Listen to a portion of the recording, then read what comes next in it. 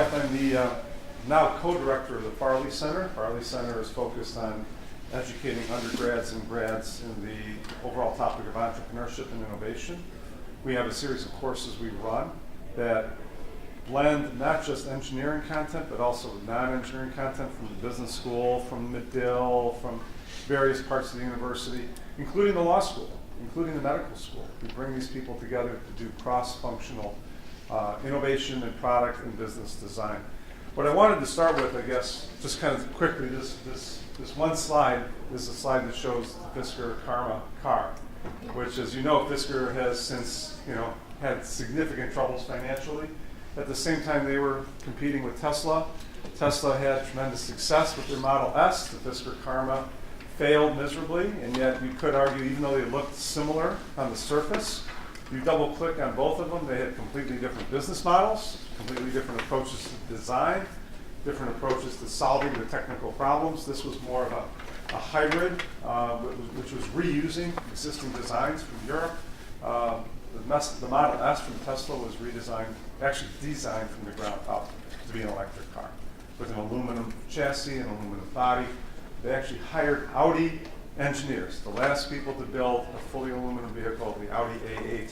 Those people were hired by Tesla consciously and specifically to design a car for Tesla. So while Tesla and Fisker were neck and neck at some point, right, there's no longer even a horse race. It seems like Tesla's running away with it, and Fisker's kind of fallen to the sidelines here. I wanted to start with a video as to what is the McCormick School.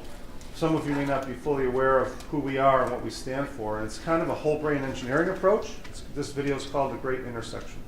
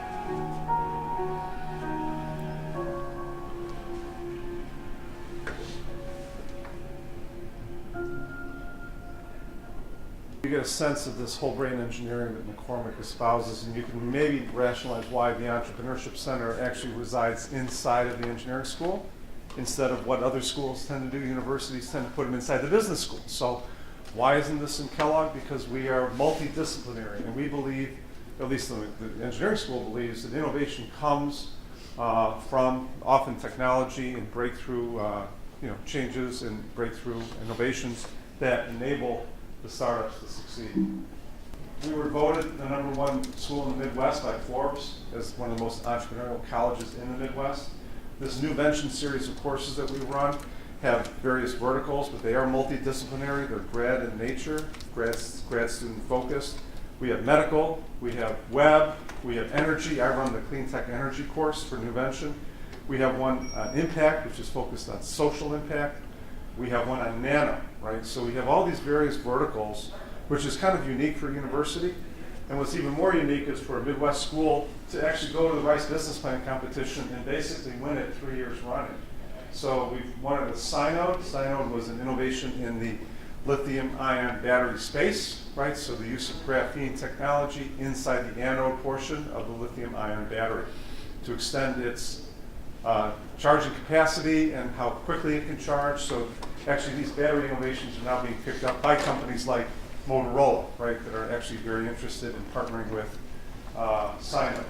NewMat is actually a technology that's focused around the storage of compressed natural gas and the ability to store it in a more, I guess, dense fashion. And then Brightseed, which was a medical innovation. We've had a lot of young startups and alumni from our programs. Mert Isiri, second from the right, this guy here, was actually a student of mine in my undergrad course. He invented a product that dispenses sanitizing solution inside a clinical setting in a hospital. And you can say, well, what's so special about that? Well, it clips on your belt, and it's got a Wi-Fi chip. So now you can hold the clinicians accountable for the prevention of disease spread in the clinical setting, right? So you can actually count and track. So this was more targeted at the managers of the hospital who were worried about hospital-borne infection, which is a huge problem in the US, right? So the key things I want to talk about today: innovation is vital for long-term differentiation. Crowdsourcing and ecosystems are a big part of how to differentiate yourselves. Innovative business models can enable technology or new technology adoption. And what that means is it's not so much the product itself, but how it is modeled in front of the users and customers and how they can perceive and extract value from the product. Products fail for multiple reasons. I mean, one reason is failure to execute. The product quality isn't there, the features aren't there, the product is late to market. More often than not, the products themselves don't find a market, or the market doesn't find the product. And that tends to be more on the business side. So I'm going to make these distinctions between kind of business model issues and product execution issues. Lean is an approach that's taking kind of the country by storm, Lean Startup Methodology, LSM. And what that basically amounts to is an iterative approach to designing business models with your target market, interacting with them in a low-cost, high-velocity way so that you're quickly iterating through low-cost prototypes that allow you to progress your business model much faster than the old days. In the old days, what did we do, right? We had an idea, we wrote a business plan. Write your business plan, 40, 50 pages in detail, right? What's your income statement, cash flow? What's your balance sheet going to look like? How much cash do you need up front? What's your ROI? Calculate what's your market penetration. How big is your market? How fast is it growing? What's your share of that market? Before you've even tested the business model, you're making all these elaborate plans. The idea today is test your business model first. You're laughing, am I right? So now we try to reverse it and we say, let's test the business model first. And then once you have a business model that you know works through interacting with your target market, then you can plan it out. But even then, we don't emphasize the 40-page business plan anymore. And in parts of the country, the 40-page business plan is being supplanted by something called the business model canvas, which is basically a one-pager that shows in different segments your target market, your value proposition, your key resources, your partners, your revenues, your expenses, and it gives kind of a logical flow so that your value prop should line up with your target market, and then your expenses and revenues kind of line up based on that. So that's where things are going. S-curves and canvases, hopefully we'll have time to get to it, probably not. The traditional view, what I grew up with, and frankly I spent 25 years working actually in this building, Motorola infrastructure. So I did mostly 911 systems, later the IDEN network, which you would know as Nextel, right? So the Nextel system was actually architected and designed in this building and the one next to it, right? So very successful, very profitable business. In fact, in many ways, the Nextel business kind of funded some of the cellular endeavors, the early days of cellular. Product management versus project management. The product side on the left-hand side is more focused on business viability, ROI, market research, market sizing, placement, positioning, and pricing, kind of the classic marketing role.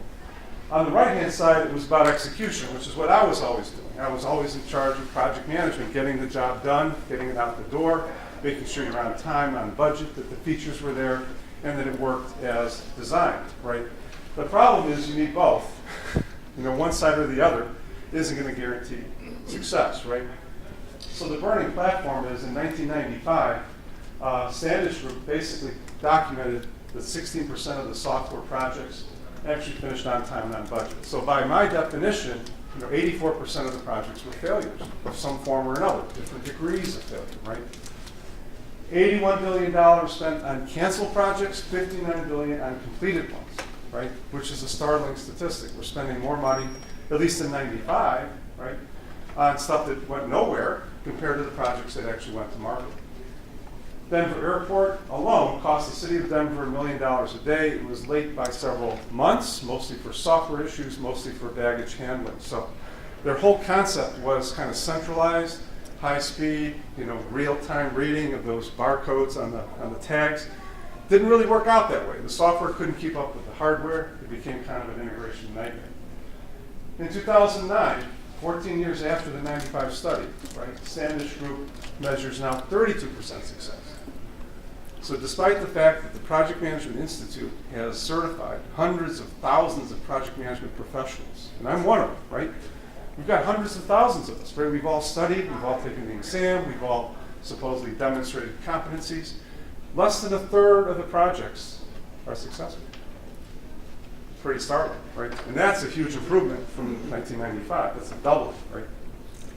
If I reflect on some of the projects I've seen in my lifetime, make the distinction between project success and business success, right?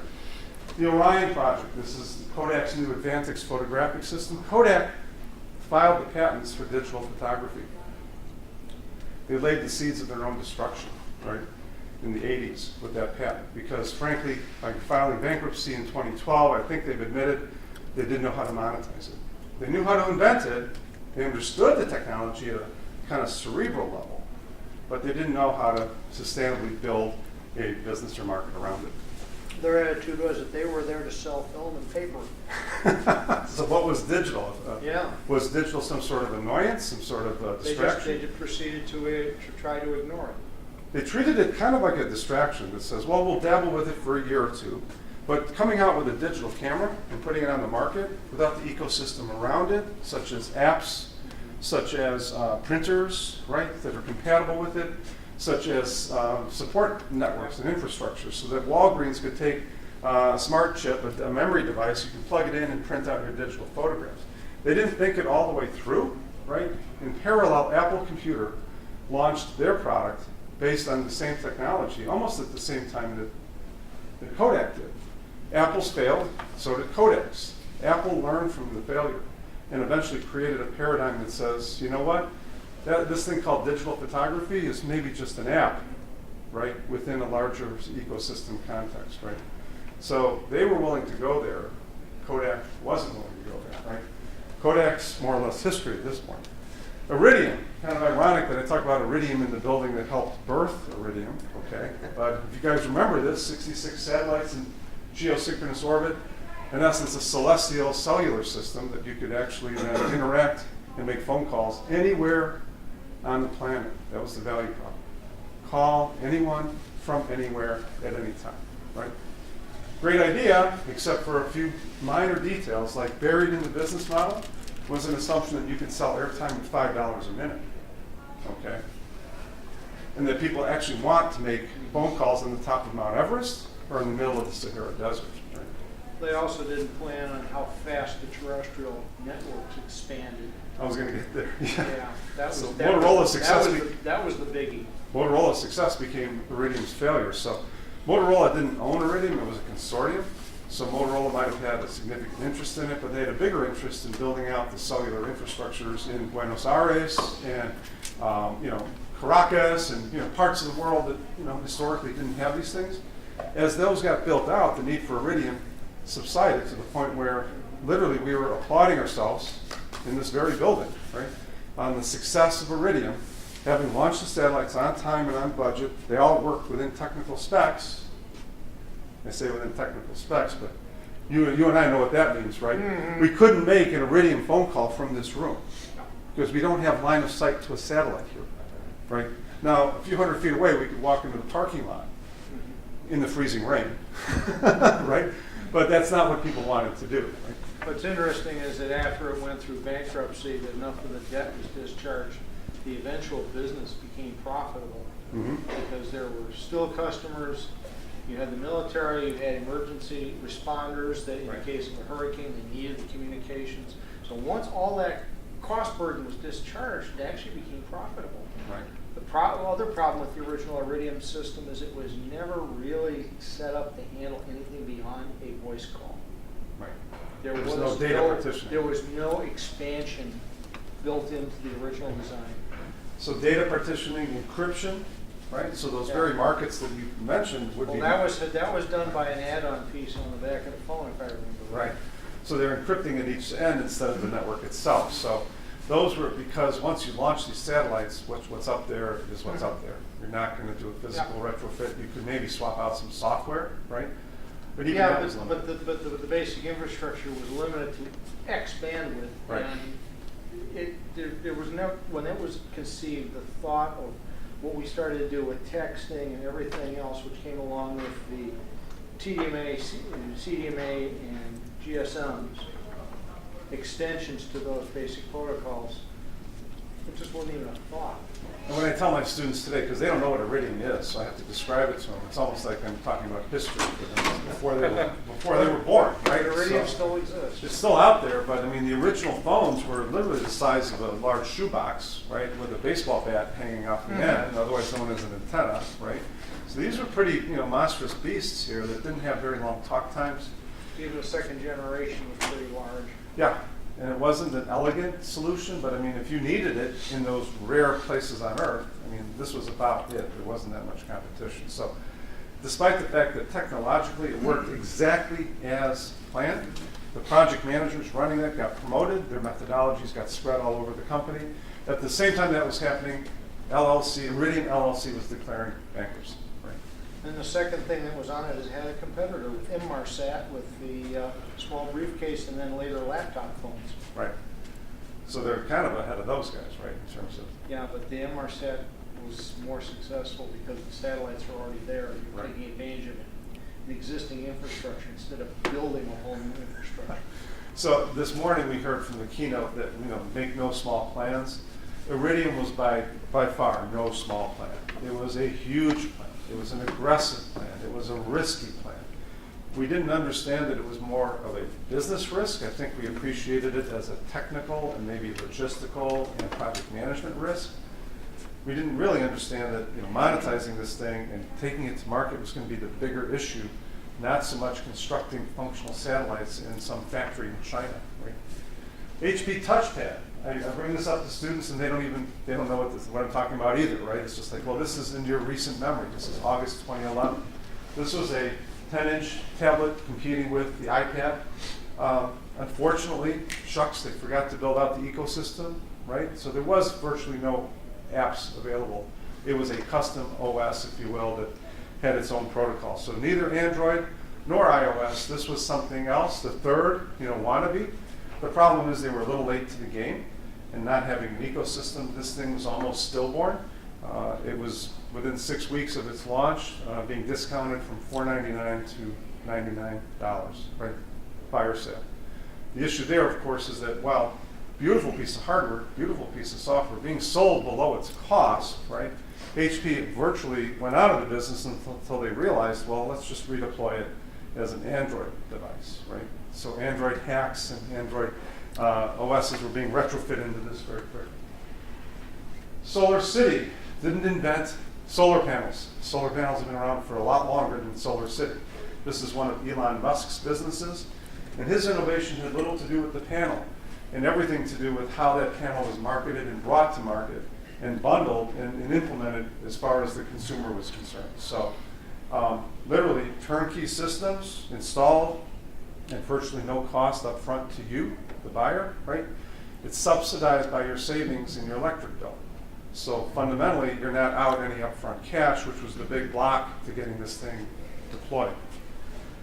The best pivot, and that's one of our favorite words in Lean Startup, is pivot. That and our MVP, right, minimum viable product, so our two favorite buzzwords. I think the most famous pivot ever was Apple Lisa to Apple Mac. And again, my students don't know what the Lisa is, so they have to Google it. The Lisa was the precursor to the Mac. It was a business-targeted $10,000 machine with very limited functionality, but obviously a pretty good-sized footprint, as you can see in the upper left. It was GUI-based. It was a graphical user interface, right? The difference between the machine on the left and the machine on the right, besides $7,000 in selling price, was the fact that it was targeting a whole different market. Now they're going after the consumer. You see on the left, they're duking it out with IBM, right? And they didn't want to take on IBM right out of the chute, so to speak, but the only product we've had since Apple II, which was considered kind of a hobbyist machine. How could they take on IBM with a machine that's $10,000 that does a little more than word processing, when IBM is so entrenched in the corporate culture? So instead, they went around IBM. And now they've got a whole line of products under the Macintosh that is now, what I would say, instantiated in their business, so much so that it's a division. They have Macintosh products, lines, plural, across the board.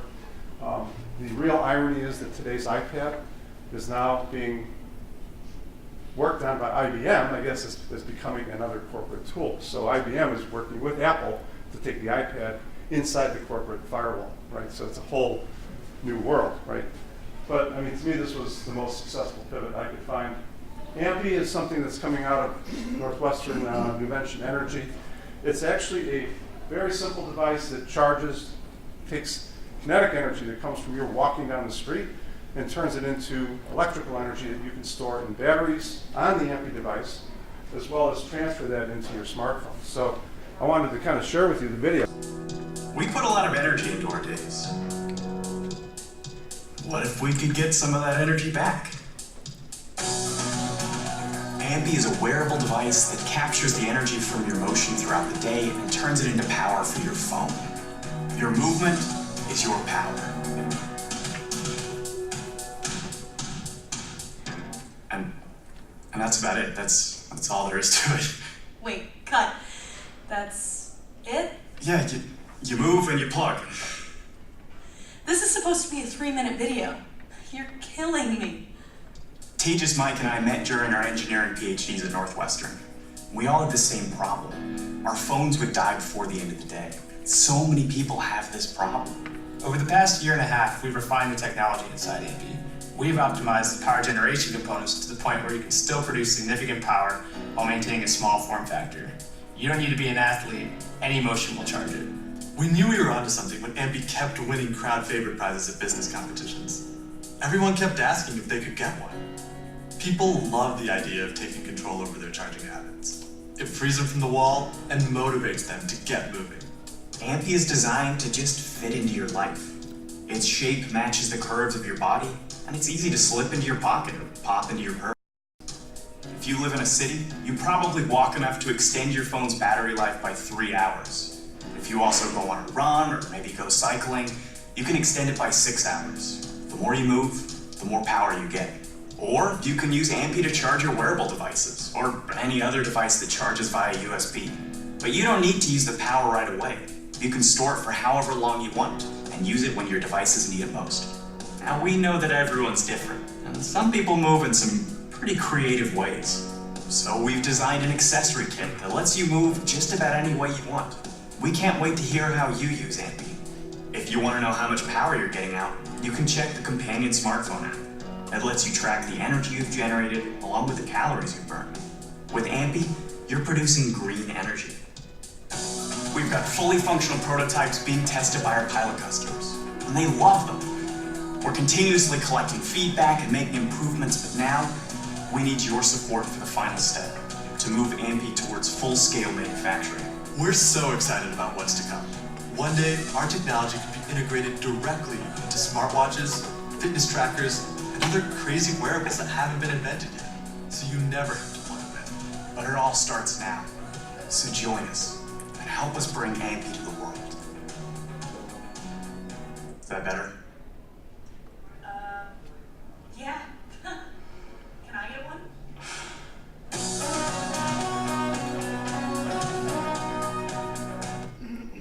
These are 3 engineers. Normally what we tell them is cross-functional teams are more productive and they're more efficient and they give you a more holistic solution, right? And they went ahead and proved this wrong in all those dimensions, right? That 3 PhD engineers can actually, if they put their mind to it, right, and just focus on one problem. When they first pitched this idea, it was called heel strike. And it was all going to be based on, in your shoes, having like piezoelectric technology in the heel of your shoe. And they decided, well, that, you know, through various testing and interaction with users, that wasn't going to work. But this did work. And what changed in 18 months is the form factor, the actual physical design, and then making it manufacturable. So what they didn't tell you in the video is they've got plastic enclosures coming from a tool that they won. Normally you'd have to spend like close to 6 figures on a tool like this, injection molded tool. They got it for free from a competition that actually awarded the tool as part of the competition. So this is the value prop right here. I mean, it's beautiful. They actually take the lessons from the class and apply it. I don't know if they think this is going to make them rich. There's a lot of ways they could have looked at this technology as maybe part of a vehicle, an electric vehicle, maybe using vibration from shock absorbers to possibly putting it in smaller devices like a watch, right? In fact, they're talking to watch people. They're talking to the Motorola's of the world. So, questions about that? So if you think about projects and why they fail, this is kind of a listing of why projects typically fail. And this is more on the execution side for the most part in terms of, we all know about changing scope and lack of management commitment and conflict between users. There was huge conflict on the HP touchpad between the hardware and software teams. They were almost ready to kill each other in different buildings, right? And yet, the product itself, nobody says that it's no good, right? Nobody says that it's inadequate in any way, except for the fact that there's no ecosystem behind it, right? The founder, we have, founders of each of these businesses, and it's a question of, what is their role? Develop consistent funding, right? So that they're never running out of money per se, that there's always this continual flow of money. Ampy, which used to be my power, spent a lot of time and energy to make sure there was a consistent flow of cash coming in. Most of it not from investors, most of it coming from competitions, like I said. I can think of 3 competitions that probably netted them over $200,000, right? Maintaining and holding fast the founder's vision for the product, right? You're going to be bombarded as a founder with all sorts of alternative visions and implementations and distractions and fragmentation. What if we did 16 different flavors, right? Don't drown in opportunity. Mark Cuban said. Feature creep. Feature creep, right? But just the idea that there's so many other things you could be doing shouldn't distract you from your fundamental mission or vision, which is to do this and to do this exceptionally well. So you could say, well, there's other Ampy-like devices out there. I encourage you to check them out, right? They're militarized, ruggedized for camping. They're very expensive. They're much larger. They're form factors that you would not want to carry on a day-to-day basis, unless you were a camper, right? And then staffing, making sure that the best people are on board, the best people are investing, the best people are working with you and advising you.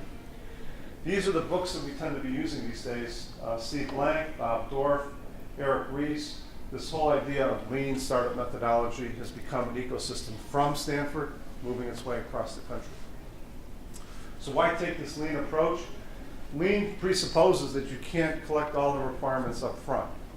Some requirements are derived from actually using the product. Apple has learned this extremely well, right? So yes, they can put a camera on your phone, right? But to actually change the app so that when you finish taking that photograph, it gives you the option of storing it locally or sending it by email or sending it as a text, that took interaction with users. That took careful observation of how people actually want to use the camera and why they're using it and what's their next logical step, right? And then Dropbox comes in and says, well, we know what you want to do. You want to store this in the cloud, right? So you click this box and forevermore, every photograph you take will be stored in the cloud, which more than doubles the value of Dropbox with just that one feature, right? So now my Dropbox account, I don't know about yours, right, is overflowing with photographs that I'm not wanting to delete, right? And at the same time, I'm paying $10 a month for the storage. So I'm in this cognitive dissonance. I could delete them, but those are my family photos. Those are photos I cherish, right? I just have to put them somewhere else. There is no free lunch, right? So $10 to Dropbox, right? A traditional business plan is based on a snapshot in time. It's kind of like the problem with Iridium, right? They failed to update it and make it a living, breathing document. They failed to understand the very dynamics we talked about. The declining revenues for celestial, and growing for terrestrial, and the fact that $5 a minute wasn't tenable. There was almost nobody willing to pay that. Emphasis needs to be on creating a fast-moving but continual learning process. So how quickly you can iterate, if you can use rapid prototyping techniques, if you can put A/B tests out there. The app world makes it quite easy to do that. Testable hypotheses, right? What assumptions are driving your new business model? So understanding those assumptions and creating simple tests that you can iterate through and validate. How can you test these assumptions in the workplace and actually try to put real dollars behind this if you can?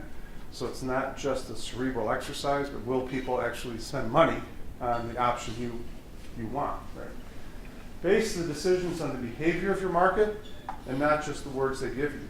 They'll be glad to tell you what you want to hear, but they're not going to always act the way you want them to act. So try to get the actions.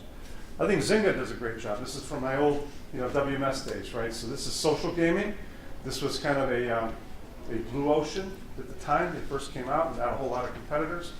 Their products, I guess by any kind of game design standard, were a little bit immature, right? They were half-baked, so to speak, but they had a lot of trapdoors built into their game. So you'd click on certain features and aspects and they didn't actually work, right? They didn't have time to code them out. But at the same time, they actually put counters on those things so they could figure out, people are clicking on this attribute, a window, a door, a game element, right? So that would help prioritize their coding efforts, right? So they put a half-baked product out there, knowing that it's blue ocean, there's not a lot of competition, knowing that the threshold for social gaming was actually pretty low. I mean, people didn't know what it was supposed to be because there wasn't a lot of precedent. And in that sense, they could take a limited resource called software development and focus it on where people want to go as opposed to focusing them on everything, right? So that's a lean approach. I call that customer-directed development. This idea of minimum viable product, right? So just building out those features that allow the product to be deployed and no more. That's in essence what Zynga was doing. Try to avoid building products that customers don't want, right? So focus on the features they do want.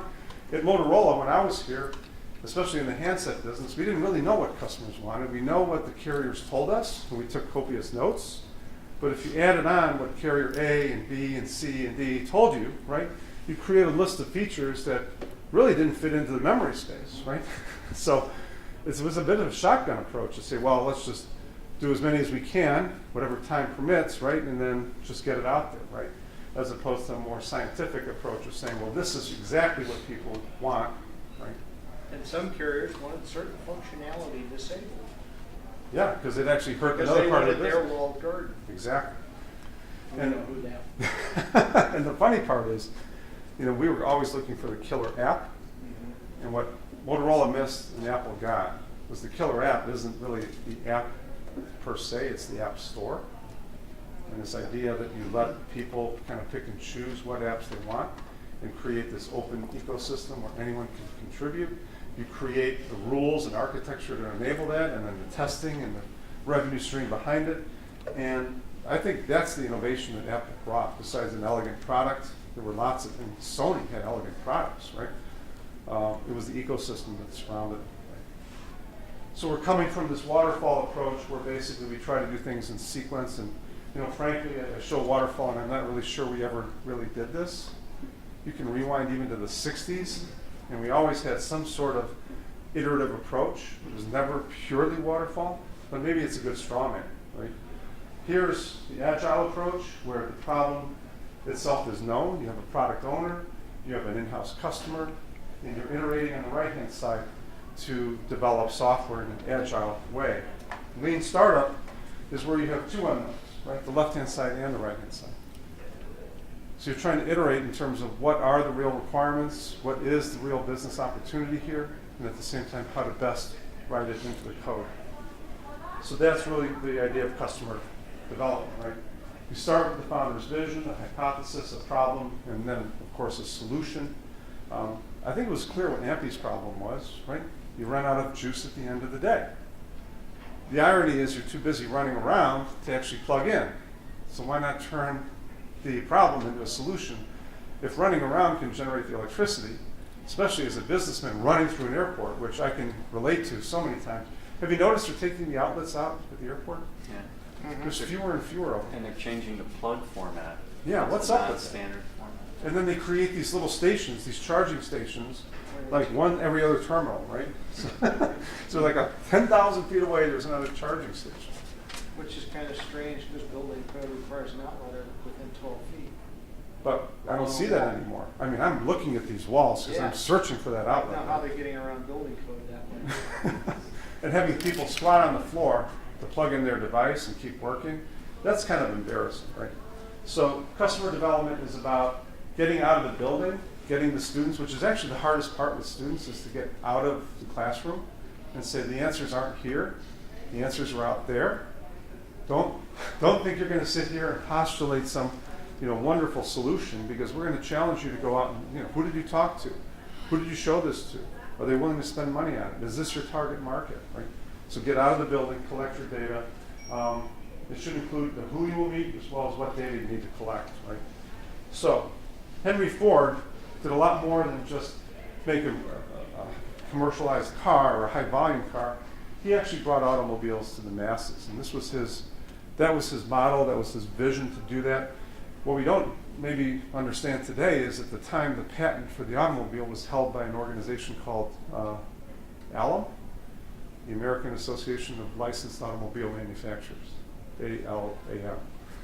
And at the time, Alam's approach was, oh, you want to build cars? Here, you have a license to build 1,000, right? You pay us that fee, right? And then we'll go to the next guy and we'll give him a license for 1,000, and then you'll have a license for 1,000. So that forced the automobile to become kind of a rich man's toy, because you're all doing such small volume at such high costs, especially with the licensing fee, that it couldn't be done any other way. Henry Ford challenged that in court. He actually took a court case against Allen, and for some unknown reason, he won the court case. Well, there was the Selden patent that may have been part of that. What's that? Selden patent. Yep. The other thing with the assembly line, he learned that from a totally different industry, the meatpacking industry. Right. So in a sense, he brought ideas from other industries together, but he also had the wisdom plus the courage to go after the established hierarchy, to say, you know what, Allen, you should not have a monopoly on the production of automobiles. As long as you do, it'll be nothing more than a rich man's toy. Right? That's not long, it was about the same time as the Standard Oil Trust was broken up, so Right. the court may have been quite amenable to his arguments. And the government was kind of swinging towards more populism, I guess, as opposed Well, they to were kind breaking up the trust. right, kind of going anti-corporate. Right? So things were in his favor. It also helped that he had some good publicity behind him. He had won a race that he had never actually been able to run before. So he wins this very visible race. His name is in the papers. He's going after Allen. He's a hero in many ways, right? Thomas Edison, right, holder of 1,000 patents, and he had all these great inventions, and at the same time, his technology for electricity wasn't what was standardized on, right? It turned out to be AC as opposed to DC. But at the same time, he had an ecosystem there with Menlo Park for creating and innovating on technologies, right? And to a large extent, his methodology was kind of trial and error, but there was some degree of lean startup approach built in terms of iterating to completion, right? So lean startup in many ways isn't that new. Bernard Koshla with Sun, right? The funny thing is Sun innovated on something called the N-tier architecture, or kind of the thin client approach. And in the day, it kind of failed, right? I mean, Java came out of that, but not much else. So this great architecture from Sun never really was commercialized until maybe the last 3 or 4 years, right? So we see these very thin client tablets, thin client laptops, Samsung, Google, books. And that kind of is in the Vinod Khosla mentality, but it took 20 years to really become mainstream.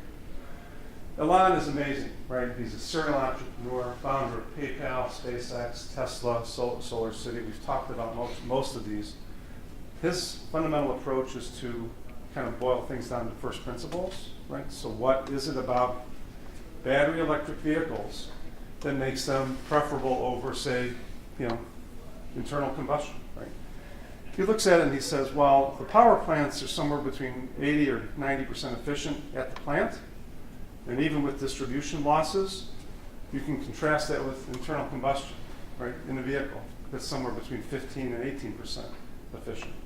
So if you look at the efficiencies of converting fuel into energy, usable energy, right, the BEV beats the internal combustion engine, right? His background is physics. He's looking at it as a physics problem, right? And that's how he justifies the BEV. I think it makes sense. He's also the guy that's commercializing space for us with SpaceX.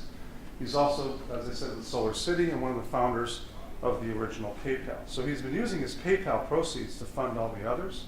The difference with Elon is he's doing these three, SpaceX, Tesla, and Solar City, in parallel. So some would say he's insane. He might be. It's close to it. So there's a progression of definitions of entrepreneurship that I share in my classes, right? Obviously, an entrepreneur is someone who commercializes his or her innovation. Drucker searches for change, responds to it, and exploits opportunities. Innovation is a tool of the entrepreneur. So we talk about small business as if it was entrepreneurship, but in many ways, small business isn't innovating. The local dry cleaners is just trying to get your laundry done, pretty much the same way as 1,000 other dry cleaners are, right? It's only if they provide something unique and innovative, maybe a drive-through service, maybe a green dry cleaning, maybe some sort of delivery, you name it, right? That's where the innovation and entrepreneurship comes in, right? And it's funny too, because in society we seem to be holding up entrepreneurship as some sort of salvation for the jobs, right? We gotta get jobs. We can't seem to get them from Washington. We can't seem to get them from corporate America. Maybe all these entrepreneurs are gonna create jobs, right? I think there's a huge fallacy built into that, right? And here's the fallacy. These small entrepreneurial startups, by definition, if they're going to succeed, have to be more efficient than what they're supplanting, which means they're going to use labor more efficiently for the most part. I'm generalizing, but most of them will have more dollars of revenue per person employed than the companies they supplant, right? So creative destruction says that these new startups are going to get rid of the old dinosaurs, right? Which means the more we create these startups, in theory, we're going to get more and more efficient over time with how we use resources and labor. And this job boom that everyone's looking for may not actually happen, right? If you look at companies like Groupon, Amazon, eBay, Google, their revenue per employee is much higher than the companies they supplanted, right? And of course, Schumpeter, right? Economic change revolves around innovation. So while I just gave you an argument that says maybe entrepreneurship isn't so good for jobs, right? If you want the economy to grow, this is the necessary fuel. Innovation is absolutely necessary.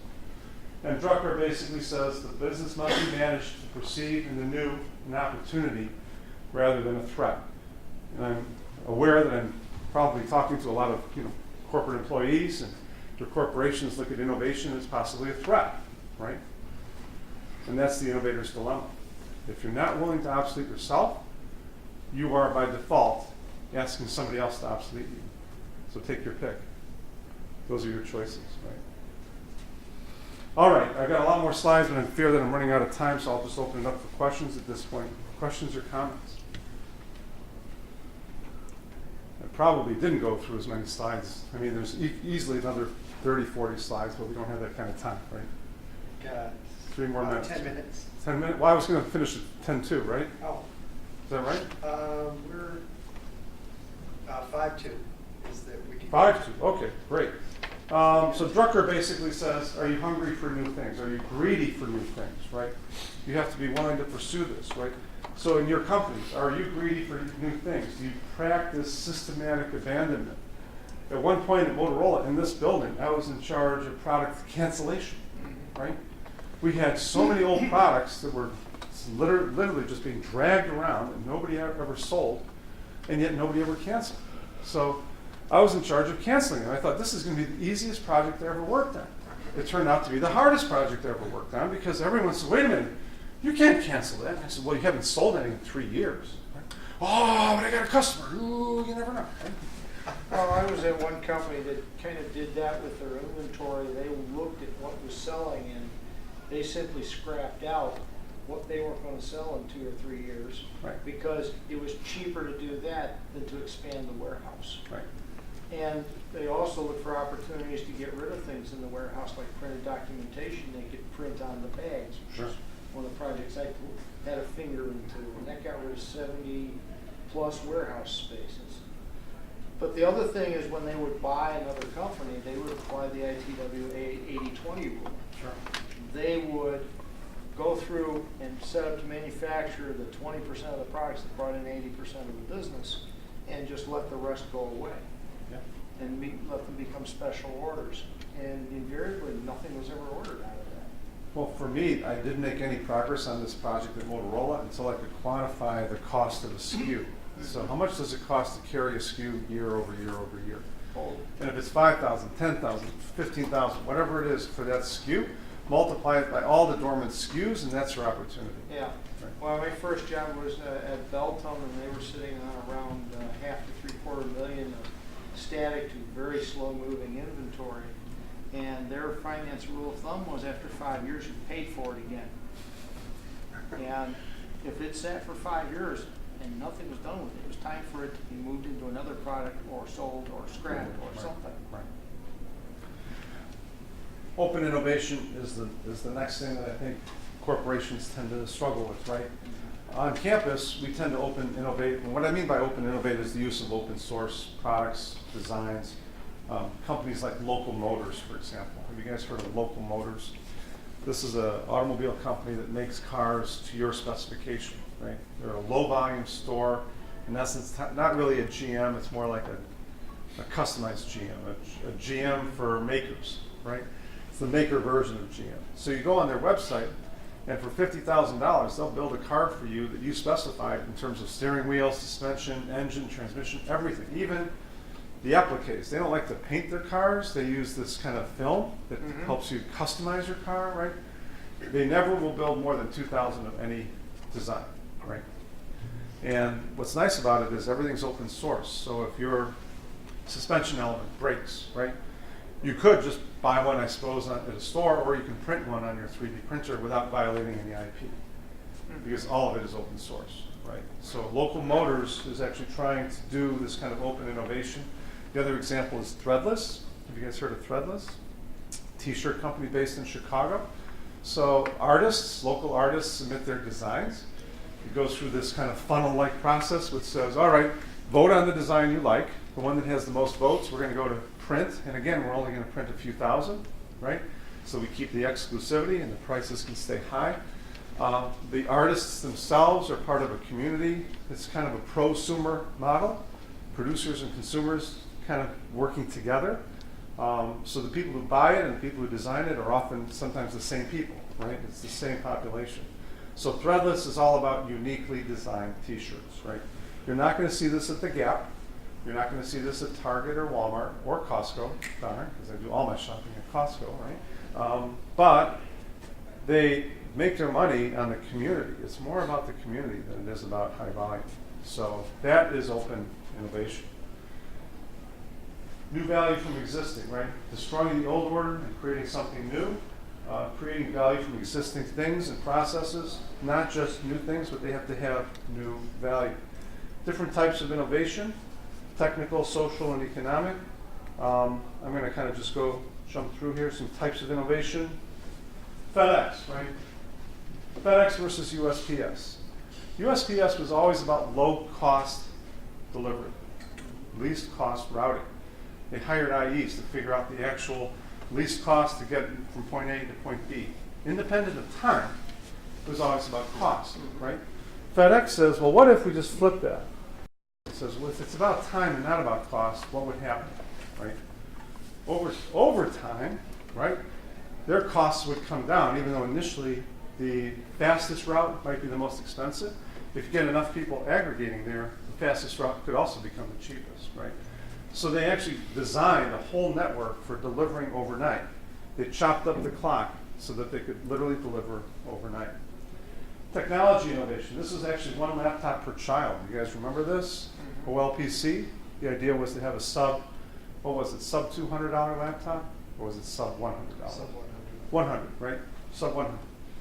Great idea, and they actually did make it work, and they brought it to market only to find that the social adoption wasn't there. People didn't know what to do with it, right? There was no way to really charge it up. There was no lesson plans in the classrooms. The students would bring it home, and the laptops would never come back to class because somebody at home has cannibalized it, sold it, or acquired it for their own use. So when the adults and the kids and the teachers are not all on the same page, right, even great technology can go to waste. Process innovation.